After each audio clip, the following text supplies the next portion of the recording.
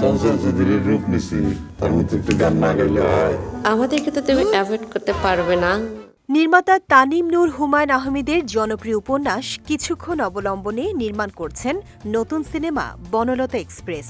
এর আগে তার নির্মিত পারিবারিক গল্পের সিনেমা উৎসব দর্শকের প্রশংসা কুড়িয়েছিল। নতুন ছবিতেও মানবিক সম্পর্ক ও আবেগঘন পারিবারিক গল্প নিয়ে দর্শকের সামনে আসতে চান তিনি। ১৩ ডিসেম্বর এক সংবাদ সম্মেলনে আনুষ্ঠানিকভাবে পরিচয় করিয়ে দেয়া হয় ছবির অভিনয় শিল্পীদের। এতে অভিনয় করছেন মোশাররফ করিম, চঞ্চল চৌধুরী, শরীফুল রাজ, আজমেরী হক বাঁধন, জাকিয়া বাড়ি মম, ইন্তেখাব দিনার ও শ্যামল মাওলা। ছবির প্রধান চরিত্র চিত্রায় অভিনয় করছেন সাবিলা নূর। অভিনেতা মোশাররফ করিম বলেন, চরিত্রের প্রেমে পড়েই এই সিনেমায় যুক্ত হওয়া।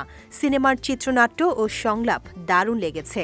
এছাড়া হুমায়ুন আহমেদের উপন্যাসটি আমার পড়া, সেটার প্রতিও ভালো লাগা আছে।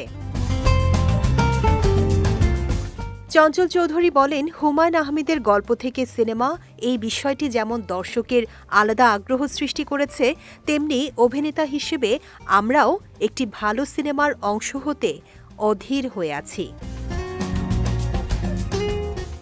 জাকিয়া বাড়ি মম বলেন, বনলতা এক্সপ্রেসে উঠে পড়ার অন্যতম কারণ হচ্ছে এর ড্রাইভার তানিম নূর। এছাড়া যাত্রাপথে সহযাত্রীরা অনেক গুরুত্বপূর্ণ ভূমিকা রাখবে।